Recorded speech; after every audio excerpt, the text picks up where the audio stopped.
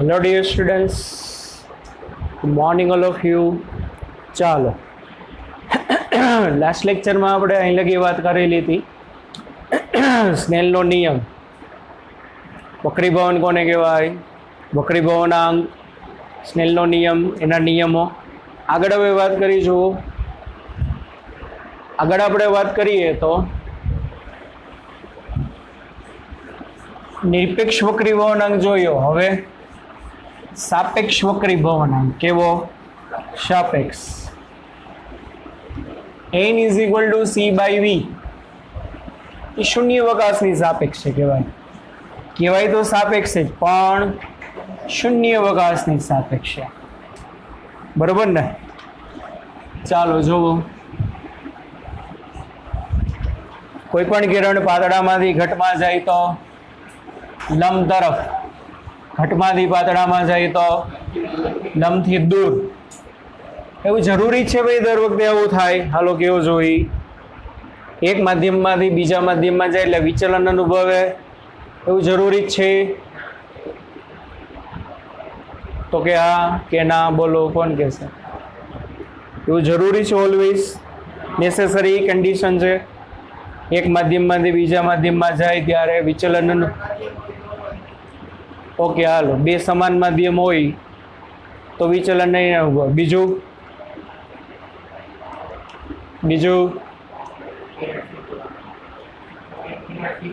હા, જ્યારે આપાત કિરણ છે ને લંબની દિશામાં આપાત થાય ને ત્યારે અલગ અલગ માધ્યમ હોવા છતાં પણ એનું વિચલન ના થાય. કાં બે માધ્યમ એક જ હોવા જોઈએ, કાં બે માધ્યમ કેવા હોવા જોઈએ? એક જ, તો એનું વિચલન ના થાય.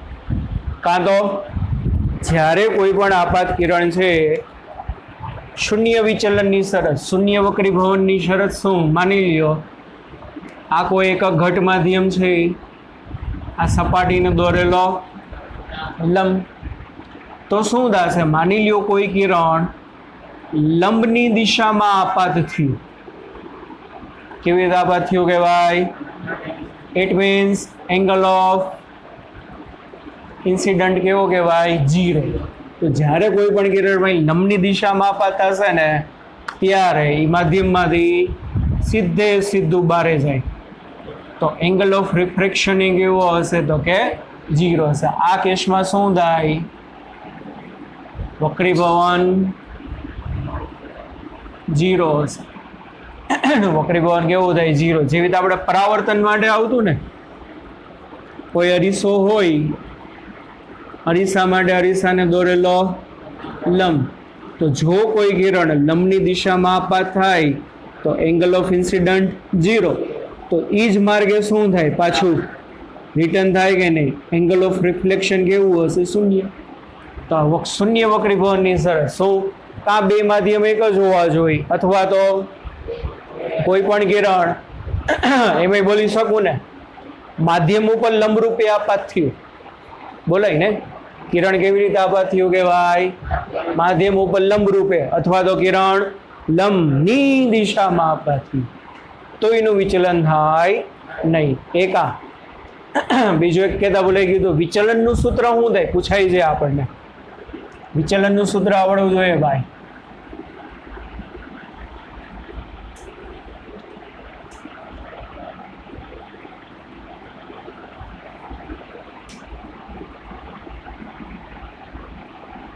આવું છે આપણું વિચલન. બોલો કેટલું હશે વિચલન? ખબર પડવું જોઈએ. i minus r. સિમ્પલ. કારણ કે ભાઈ આખું કેટલું થાય? આખું i થાય કે નહીં? તો i બરાબર શું થશે ભાઈ? r plus delta. તો ડેલ્ટા બરાબર શું થાય? i minus r. બરાબર ને? એટલે એંગલ ઓફ ઇન્સિડન્સમાંથી શું કરો? એંગલ ઓફ રિફ્લેક્શન શું કરી નાખો? બાદ કરી નાખો. એટલે તમને શું મળે? ડેલ્ટા. દરેક વખતે વિચલન આટલું જોઈ જરૂરી નથી. આ ક્યારે?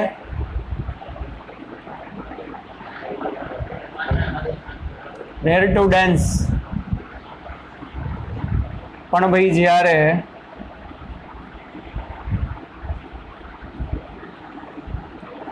ડેન્સ ટુ રેર હોય ભાઈ,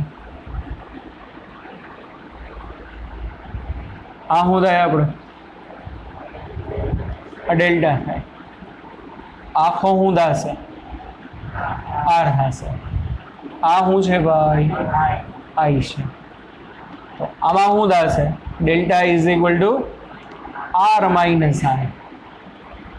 શું થશે? ડેલ્ટા ઇઝ ઇક્વલ ટુ, કારણ કે આખું આર જે તમે માપો એટલે કેટલું થશે? ડેલ્ટા પ્લસ આઈ. ટૂંકમાં યાદ શું રાખો છો? મોટામાંથી નાનું, બીજું કાંઈ નહીં. શું યાદ રાખવાનું? મોટામાંથી નાનું. આપાત કોણ આપ્યો હોય, વક્રીભૂત કોણ આપ્યો હોય તો જોવાનું મોટું કયું છે, નાનું કયું છે. મોટામાંથી નાનું બાદ કરવું એ તમારું શું હશે? ડેવિએશન હશે. શું હશે તમારું? ડેવિએશન. ડેવિએશન એટલે વિચલન. ચાલો આગળ વાત કરવાની છે. જુઓ, ઘણા નવા સૂત્ર બનશે જે આપણને કોમ્પિટિટિવ એક્ઝામમાં ખૂબ જ કામમાં આવે. જુઓ,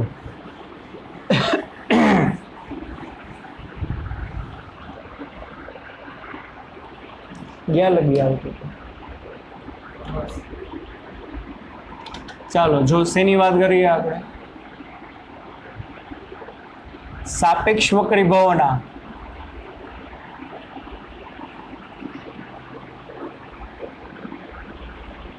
એમાં પણ બે માધ્યમના વક્રીભાવનાંકની શું થાય? સરખામણી થાય. પણ એમાં બેમાંથી એક માધ્યમ શૂન્યાવકાશ હોય તો નિરપેક્ષ કહેવાય. પણ બે સિમ્પલ મીડિયમ હોય, પાણી અને કાચની કમ્પેરિઝન કરો તો સાપેક્ષ, પાણી અને શૂન્યાવકાશની કમ્પેરિઝન કરો તો નિરપેક્ષ. પાણી કાચ, કાચ ડાયમંડ, બરાબર, ગમે તો સાપેક્ષ વક્રીભાવનાંકમાં જુઓ,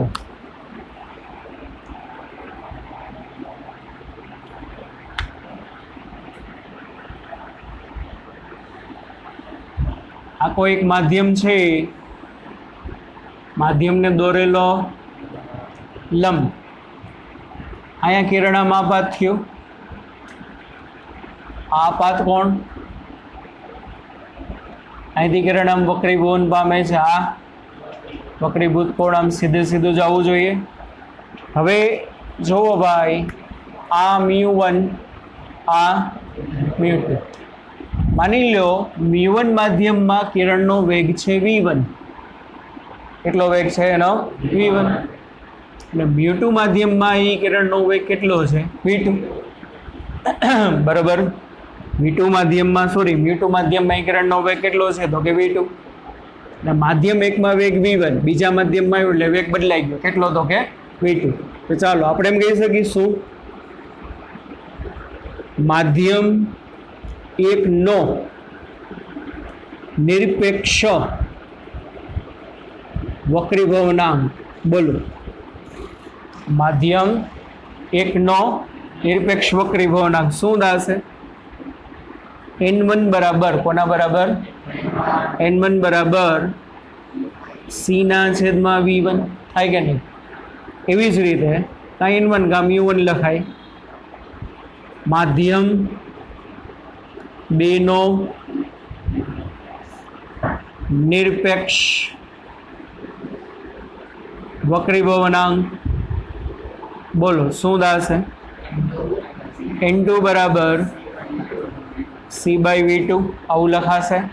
હવે હું આમ લખું કે ભાઈ માધ્યમ બેનો માધ્યમ એકની સાપેક્ષે વક્રીભવનાંક. તો શું થાય? બોલો ભાઈ, n21. પણ n21 એટલે હું શું બોલ્યા? બેનો એકની સાપેક્ષે, જેની સાપેક્ષે હોય છેદમાં. એટલે અહીંયા શું આવે? n2. પણ n2 બરાબર શું છે ભાઈ? c/v2. n1 બરાબર શું છે? c/v1. સમજાય છે? CC cut. છેદનો છેદ અંશમાં, અંશનો છેદ છેદમાં. એટલે વેગના સ્વરૂપમાં વક્રીભવનાંકનું સૂત્ર n2 ના છેદમાં n1 બરાબર v1 ના છેદમાં v2. યાદ રાખજો. તો આના પરથી એમ કહેવાય n is proportional to 1 by v. n is proportional to લેક્ચરની શરૂઆતમાં કીધું હતું n is proportional જો n2 છે તો v2 છેદમાં છે અહીંયા આ છેદમાં ઓલો ક્યાં છે અંશમાં વ્યસ્ત પ્રમાણમાં છે એટલે બોલો જે માધ્યમમાં વેલોસિટી વધુ હશે એ વક્રી ભવનાંક એનો ઓછો શરૂઆતમાં જ કીધું હતું હમણાં પહેલા લેક્ચરમાં શરૂઆતમાં મતલબ આની પહેલાના લેક્ચરમાં હો ભાઈ આની પહેલાનામાં હા તો ઓનલાઈન વાળાને તો કહેવું પડે ને આની પહેલાં હા તો હું વાત હાલતી હતી જ્યાં વેગ વધુ હોય ત્યાં વક્રી ભવનાંક ઓછો હોય અને એવા માધ્યમને કેવું કહેવાય ઓપ્ટિકલી રેરર મીડિયમ બરાબર પ્રકાશીય પાતળું માધ્યમ કહેવાય જ્યાં વેગ ઓછો હશે ત્યાં વક્રી ભવનાંક વધુ હશે તો એ કેવું કહેવાય ઓપ્ટિકલી ડેન્સર મીડિયમ ઘટ માધ્યમ કહેવાય કેવું માધ્યમ કહેવાશે ઘટ માધ્યમ બરોબર તો વિના ગુણોત્તર ઉપરથી તમે નક્કી કરતા હોય કે કોનો વેગ છે ગોટા નથી કરવાના ભાઈ વિના ગુણોત્તર ઉપરથી નક્કી કરતા હો તો જોજો ભાઈ કોના ગુણોત્તર ઉપરથી તો આના શું બોલાશે છેદથી ચાલુ કરવાનું જનરલી આપણે દર વખતે એમ જ બોલી શું બોલી જેની સાપેક્ષ હોય એ છેદમાં હા અહીંયા છે બીજાનો પેલાની સાપેક્ષ નથી એટલે અમુક જગ્યાએ પાલન નહીં થાય એટલે ગોટા નથી કરવાના ઘણા હું વિચારે આને બોલો પેલા માધ્યમની વેલોસિટી ઉપર છે બીજા માધ્યમની વેલોસિટી એનો મતલબ શું પેલાનો બીજાની સાપેક્ષ નહીં ભાઈ વક્રી ભવનાંકમાં ગોટા ના કરતા છેદથી ચાલુ કરો બીજાનો પેલાની સાપેક્ષે કહેવાય બીજાનો વક્રી ભવનાંક પેલાની સાપેક્ષ કારણ કે વક્રી ભવનાંક વેગના સમપ્રમાણમાં નથી વેગના વ્યસ્ત પ્રમાણમાં હોવાથી શું થશે બીજાનો પેલાની સાપેક્ષે n2 by n1 is equal to v1 by v2 ચાલો આને આમે લખી શકો ભાઈ જોજો n2 1 is equal to 1 upon શું કર્યું અંશને છેદના છેદમાં લઈ આવ્યા કે નહીં તો પાછો છેદનો છેદ અંશમાં જાય એટલે આને આવી જાય કે નહીં આ શું કહેવાય બીજાનો વક્રી ભવનાંક પેલાની સાપેક્ષે ના કહેવાય અલા હમણાં કીધું શું કીધું વક્રી ભવનની ભાષામાં વાત કરો તો આ કોનો કહેવાય બીજાનો પેલાની સાપેક્ષે તો v2 by v1 શું કહેવાય પેલાનો બીજાની સાપેક્ષે તો અહીંયા શું લખાય બોલો n21 is equal to 1 upon n12 પેલાનો બીજાની સાપેક્ષે ક્લિયર થાય છે તો આને અમે ગુણાકારમાં જાવ તો થાય શું બોલો n21 ગુણ્યા n12 is equal to 1 અગત્યનું પરિણામ મળ્યું બીજાનો પેલાની સાપેક્ષે ગુણ્યા બીજાનો પેલાની સાપેક્ષે ગુણ્યા પેલાનો બીજાની સાપેક્ષ એનો ગુણાકાર હંમેશા એક જ આવે આ યાદ રાખજો બીજાનો પેલાની સાપેક્ષ હોય કે પેલાનો એનો તમે ગુણાકાર કરશો ને તો હંમેશા જવાબ શું આવશે એક જ આવશે એક વસ્તુ આ કે વક્રી ભવનાંક વેગના વ્યસ્ત પ્રમાણમાં હોય તો આ નામ લખાય n બરાબર અચળના છેદમાં આવી અને આમે લખાય n બરાબર જો બુકમાં કઈ ના લખ્યું હોય પણ બધું ઇમ્પોર્ટન્ટ છે n બરાબર n is proportional to 1 upon v તો લખાય શું n બરાબર તો હું લખાય nv બરાબર અચળ કે નથી ક્લિયર થતું nv બરાબર તો nv બરાબર અચળ મીન્સ n1 v1 બરાબર n2 v2 બરાબર n3 v3 બરાબર બરાબર બરાબર બરાબર બરાબર nn vn n માધ્યમમાં પણ ગમે એની કમ્પેરિઝન કરી શકો જેમ કે તમે બોલો છો pv બરાબર અચળ બોલ્સ લો તો પીવી બરાબર અચળમાં P1 V1 બરાબર P2 V2 બરાબર V3 V3 બરાબર P4 V4 એન લગી હાઈલે રાખે. તો NV બરાબર અચળ એનો મિનિંગ શું? N1 V1 N2 V2 dot dot dot dot dot NN VN. આ વસ્તુ ક્યારે કામ આવે ખબર છે? ત્રણ માધ્યમ આપ્યા હોય ને ત્યારે શું કરે ખબર તમને? ત્રણ માધ્યમ આપી દે.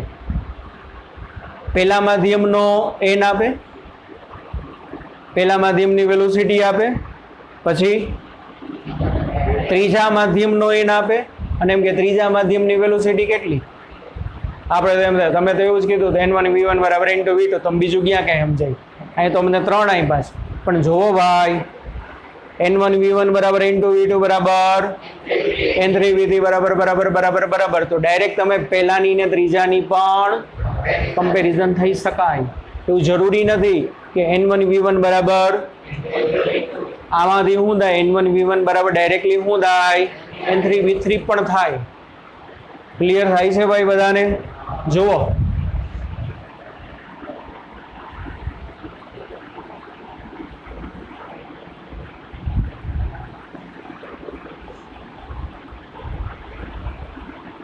આ રીતે આપણને ત્રણ માધ્યમ આપેલા છે. આ N1, આ N2, આ N3. ચાલો હવે શું થશે બોલો?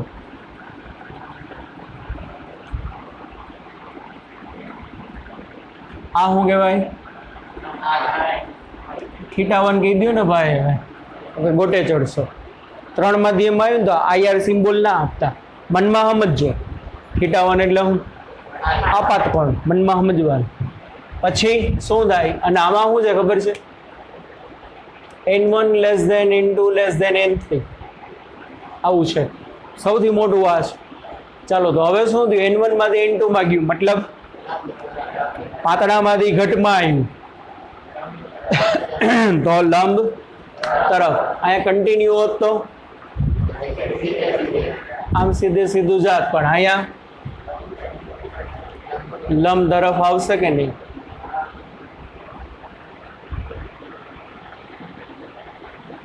લંબ તરફ આવ્યું, આટલું ગયું લંબ તરફ. આ શું કહેવાય? θ2. શું કહેવાશે? આ θ2. અથવા તો મનમાં વિચારો આ શું કહેવાય?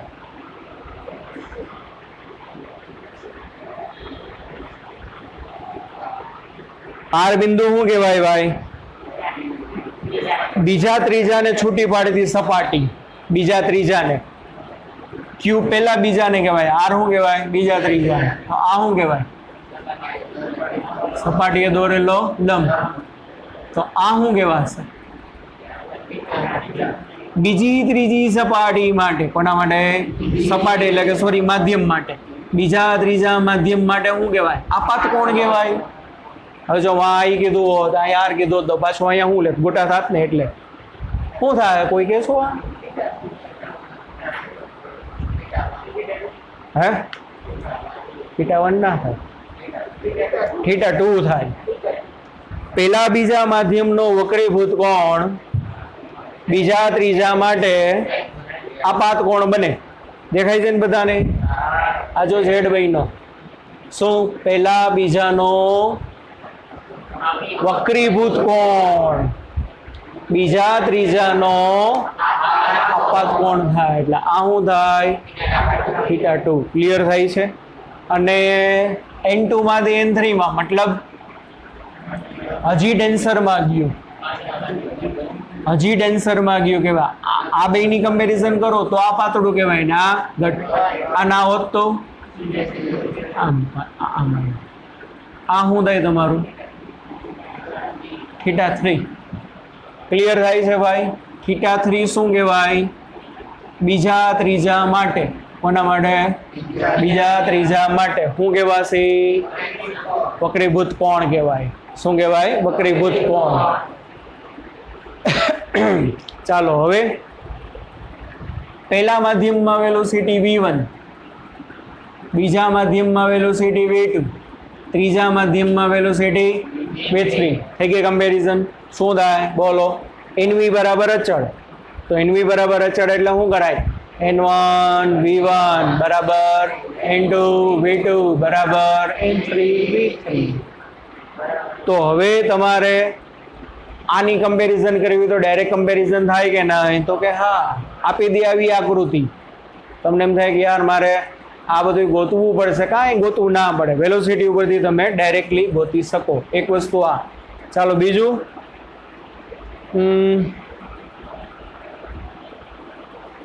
મ્યુ1 સાઇન આઈ બરાબર મ્યુ2 સાઇન આર, એવું લખ્યું હતું કે નહીં આપણે? તો મ્યુ1 સાઇન આઈ ગુણ્યા મ્યુ2 સાઇન આર. મ્યુ ગુણ્યા સાઇન થયું કે નહીં? હકીકતે તો મ્યુ ગુણ્યા સાઇન બરાબર મ્યુ ગુણ્યા સાઇન, અથવા તો આપણે મેં કીધું હતું યાદ છે, સાઇન આઈના છેદમાં સાઇન આર એ અચળ હોય. શું હોય? અચળ. તો એનો મતલબ શું થાય? N1 સાઇન થીટા 1 બરાબર N2 સાઇન થીટા 2 બરાબર N3 સાઇન થીટા 3 બરાબર N4 sine theta 4 N4 sine theta 5 N લગી હાલે.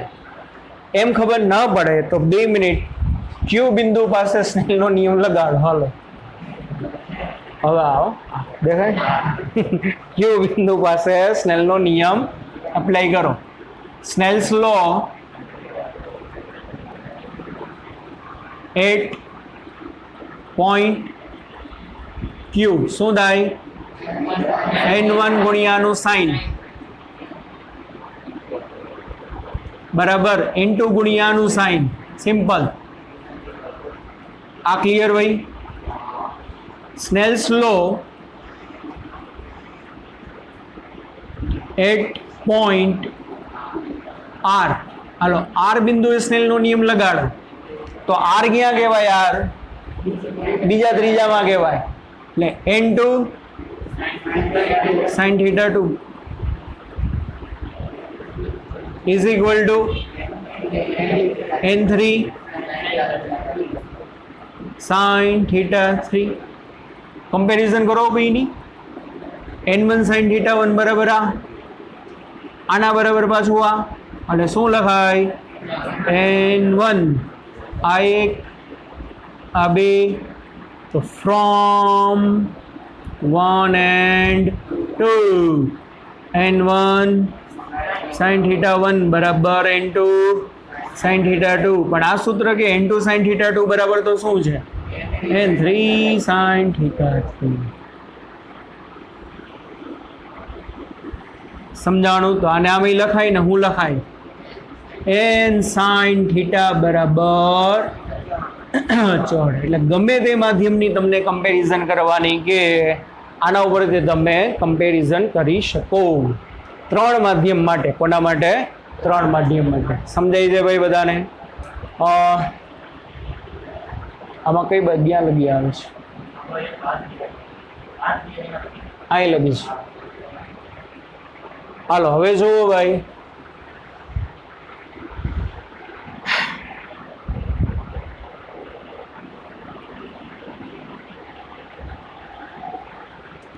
N32 બરાબર શું લખશો?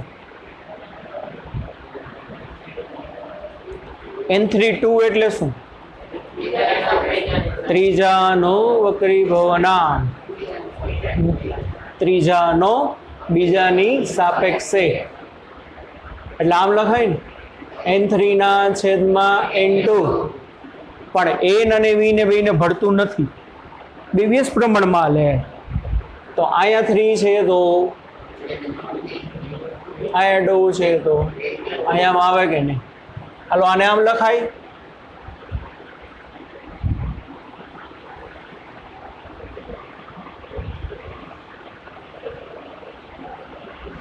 શું કર્યું?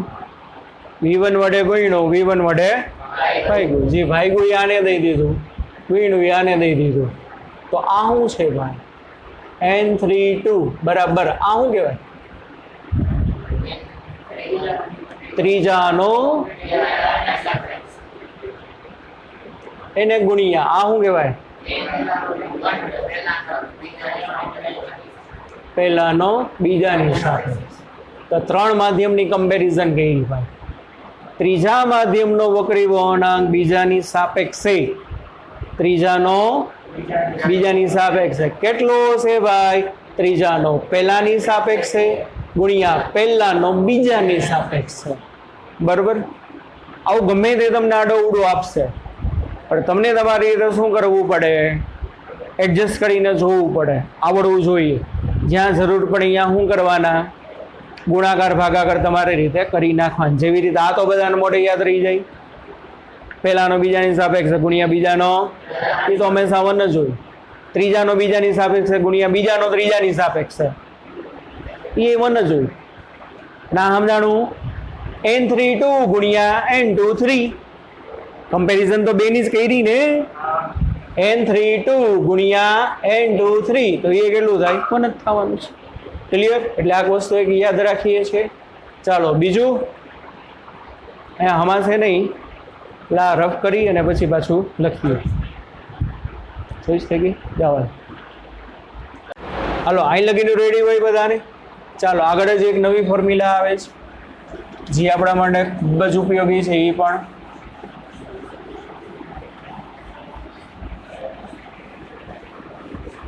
બધાને ખબર જ હશે કે ભાઈ આવૃત્તિ જે છે 11મા ધોરણમાં આવી ગયું તરંગોમાં. કોઈ પણ પ્રકાશની આવૃત્તિ, માધ્યમ બદલો તો શું થાય? વધે, ઘટે કે અચળ રહીએ? બોલો. આવૃત્તિ, ફ્રીક્વન્સી. કોઈ પણ પ્રકાશનું કિરણ એક માધ્યમમાંથી બીજા માધ્યમમાં જાય તો એ પ્રકાશના કિરણની ફ્રીક્વન્સી શું થાય? માની લ્યો કોઈ પ્રકાશનું કિરણ પાતળા માધ્યમમાંથી ઘટ માધ્યમમાં ગયો, તો એની ફ્રીક્વન્સી વધશે, ઘટશે કે અચળ? ઘટે, વધે. કોઈ પ્રકાશનું કિરણ પાતળા માધ્યમમાંથી ઘટ માધ્યમમાં ગયું તો એની ફ્રીક્વન્સી વધે, ઘટે કે અચળ? ઘટે, અચળ. વધેગા? તે વધે બોલો, ઘટે બોલો? કા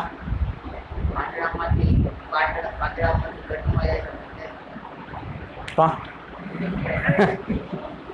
વેગ ઘટ્યો એટલે ફ્રીક્વન્સી ઘટે. બરોબર ને? પાતળામાંથી ઘટમાં કિરણ જાય એટલે વેલોસિટી ઘટી, ફ્રીક્વન્સી શું દાવાની? ઘટવા. તે વધે કીધું. કા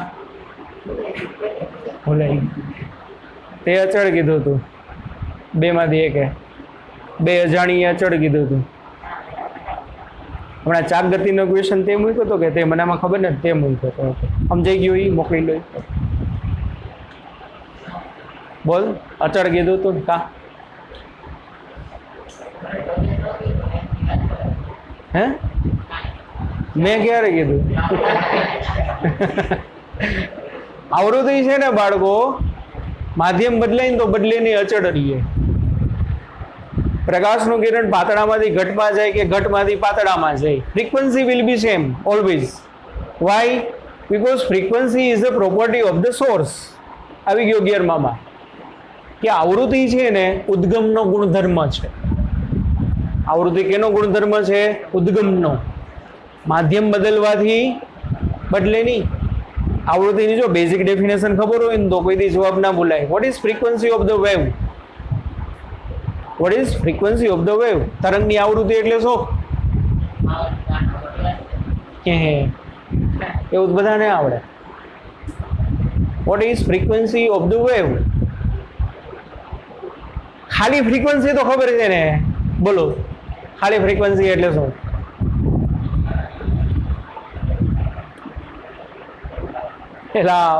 ખાલી આવૃત્તિ એટલે શું? 1 સેકન્ડમાં પૂરા કરેલા પરિભ્રમણોની સંખ્યા, અથવા તો 1 સેકન્ડમાં પૂરા કરેલા દોલનોની સંખ્યા. It is known as frequency. હા, કેટલા ભ્રમણ પૂરા કરો 1 સેકન્ડમાં? ફ્રીક્વન્સી કહેવાય. 1 સેકન્ડમાં કેટલા દોલન પૂરા કરો? ફ્રીક્વન્સી કહેવાય. તો તરંગની આવૃત્તિ એટલે શું? કે કોઈ પણ ઉદ્ગમ છે ને, ઉદ્ગમ એક સેકન્ડમાં એમાંથી કેટલા વેવ્સ બહાર કાઢે છે? It is known as frequency of the wave. એક સેકન્ડમાં કેટલા વેવ બહાર આવ્યા? અને એક વેવ એટલે એક શૃંગ એક ગર્ત યાર. આટલું એક વેવ એટલે શું થાય? એક શૃંગ એક ગર્ત, એને એક વેવ કહેવાય. અથવા તો સાઉન્ડની ભાષામાં વાત કરો તો એક સંઘનન એક વિઘનન, એ એક વેવ કહેવાય. પણ મોટા ભાગના ઇલેક્ટ્રોમેગ્નેટિક વેવ લંબગત તરંગો જ છે, એટલે શૃંગ શૃંગ શૃંગ. તો એક સેકન્ડમાં બે શૃંગ બારે એવા, બે ગર્ત બારે એવા, મતલબ એની ફ્રીક્વન્સી 2 હર્ટ્ઝ કહેવાય. 2 વેવ બારે કાઢે છે. તો શું થાય યાર? કેવો જોઈ?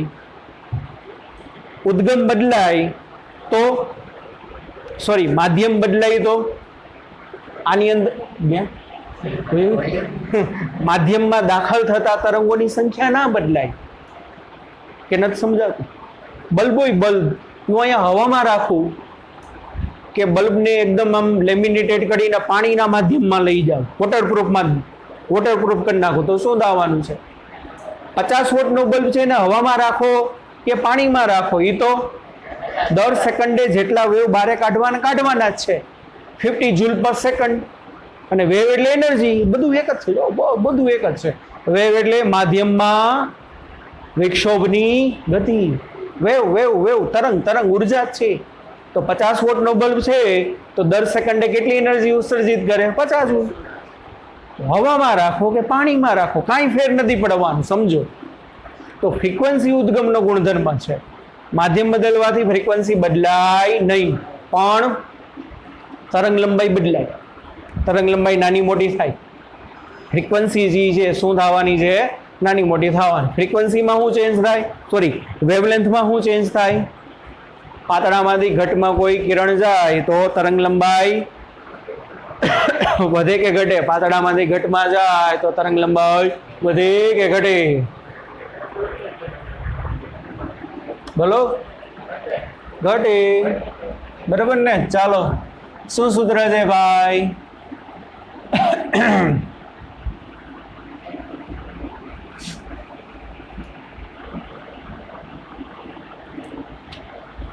V બરાબર F લેમ્બડા. યાદ છે સૂત્ર? V બરાબર F ઇન્ટુ લેમ્બડા. આ કોના માટે? માધ્યમ માટે.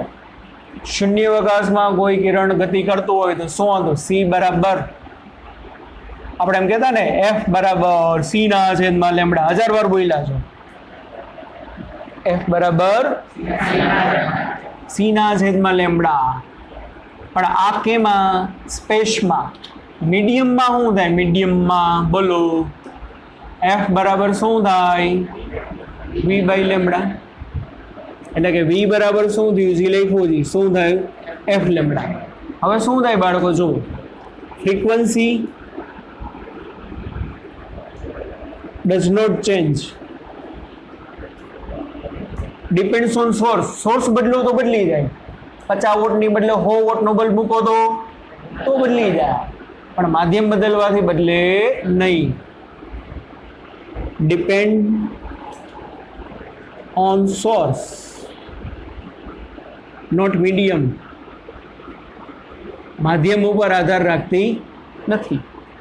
તો આનો મતલબ શું? આ તો અચળ નીકળ્યું, તો V બદલ્યું, એક માધ્યમમાંથી બીજા માધ્યમમાં જાઓ ત્યારે વેગ બદલે, તો બેમાંથી કોક તો બદલતું હોવું જોઈએ ને.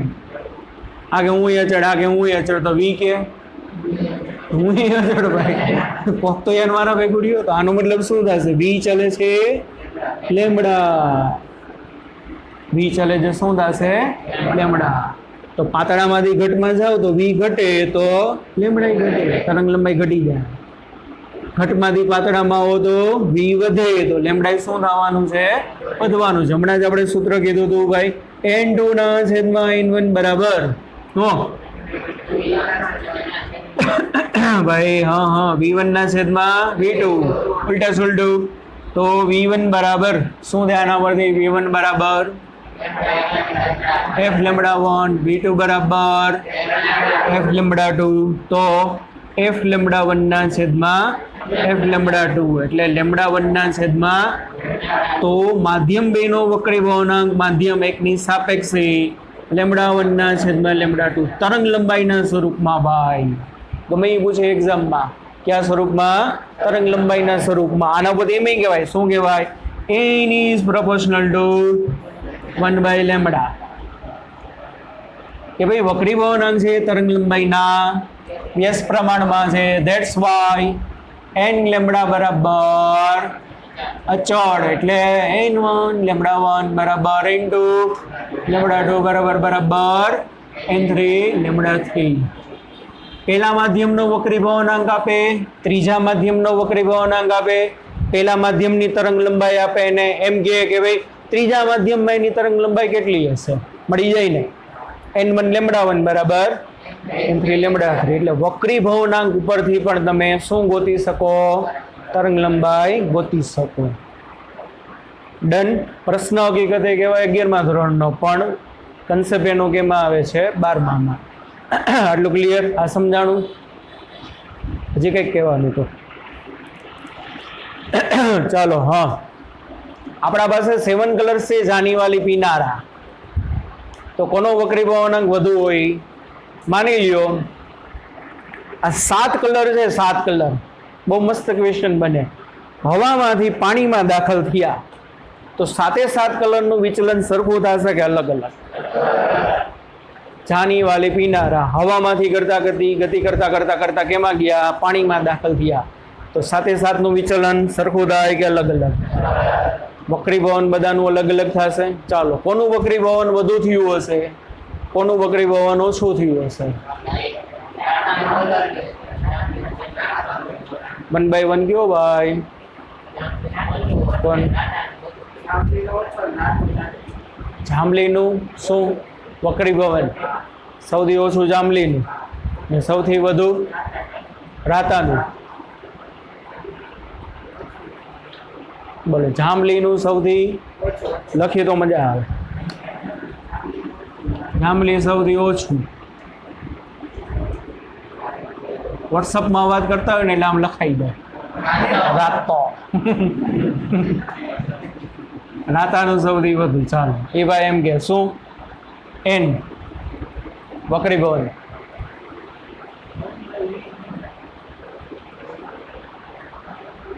શું થાય તમારે સામે ભાઈ યાર આનું ઉલટું થાય રાતાનું સૌથી ઓછું હશે જાંબલીનું સૌથી વધુ હોય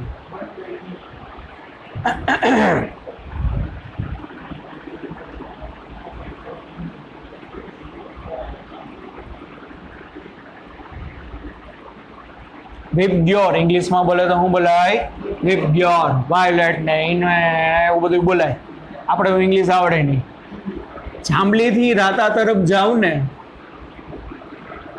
એમ લેમડા વધે જાંબલીથી રાતા તરફ જાઓ ને એમ શું થાય લેમડા વધે અને આ શું કહે છે લેમડા વધશે વ્યસ્ત પ્રમાણ છે તો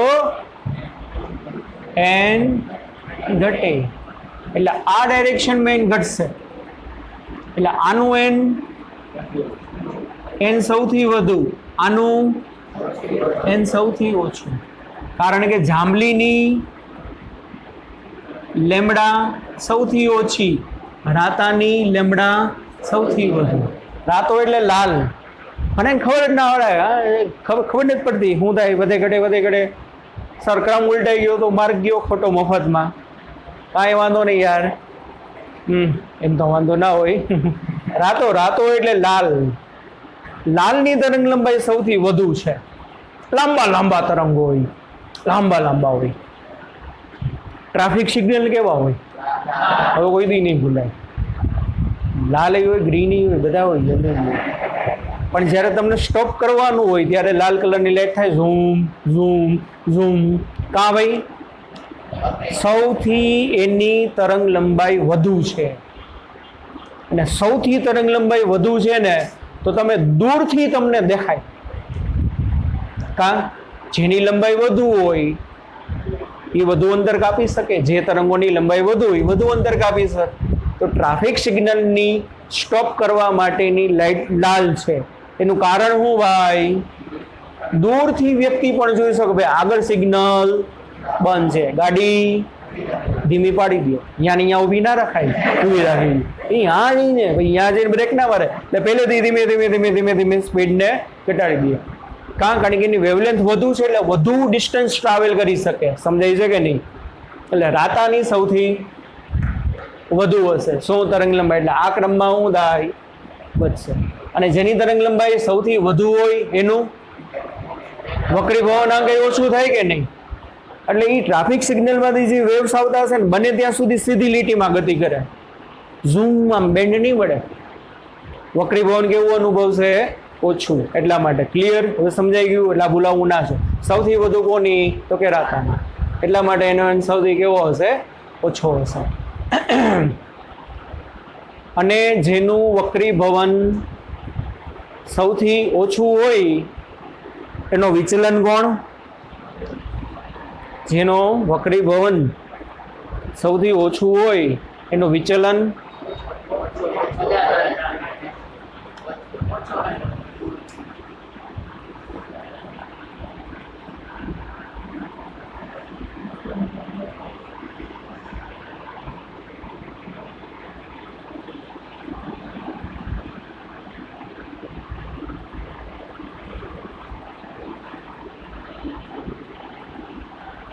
આ બેમાંથી વક્રીભવન કોનું વધુ કહેવાય?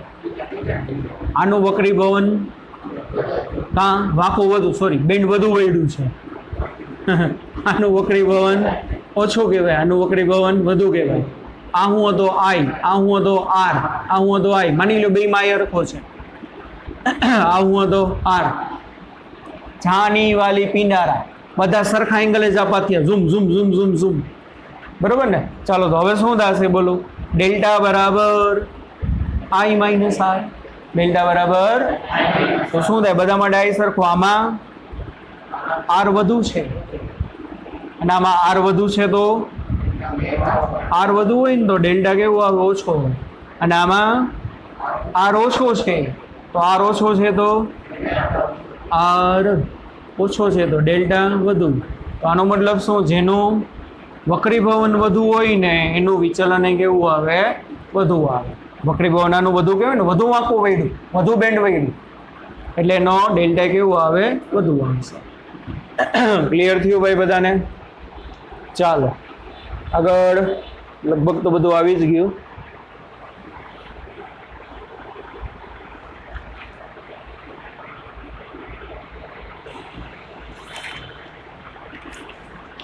કેટલા વાગ્યા? હાલો ભાઈ, બે દાખલા છે નાના એવા લખતા આવજો, હોમવર્કમાં ગણતા આવજો. લખો ફટાફટ રકમ.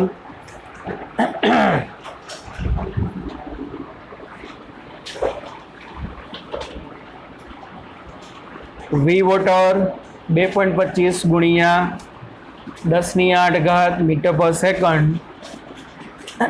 વી ગ્લાસ 2 ગુણ્યા 10⁸ metre per second. Find mu water,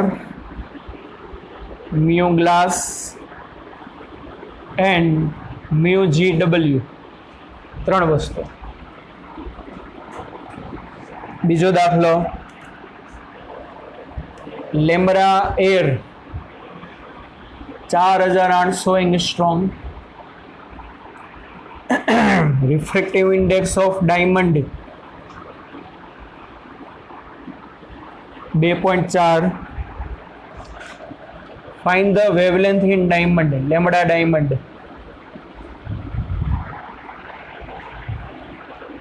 બે છે સિમ્પલ સિમ્પલ જે આવડી જાય એવા છે.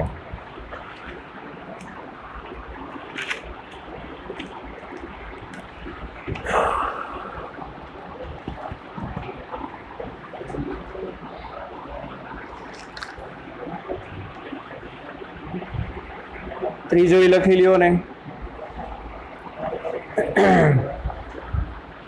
મ્યુ1 બરાબર 1.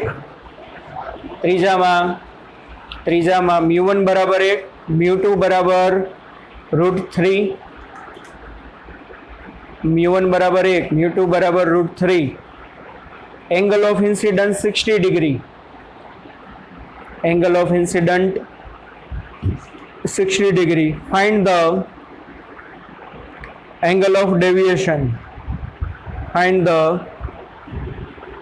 angle of deviation. Done. 3 વસ્તુ તમારે ગોતવાની છે. ચાલો બાળકો, આજના લેક્ચરમાં આટલું રાખીએ. બાકીનું નેક્સ્ટ લેક્ચરમાં જોશો. ત્યાં સુધી bye bye, take care, C you. ધ્યાન રાખજો. હવે લે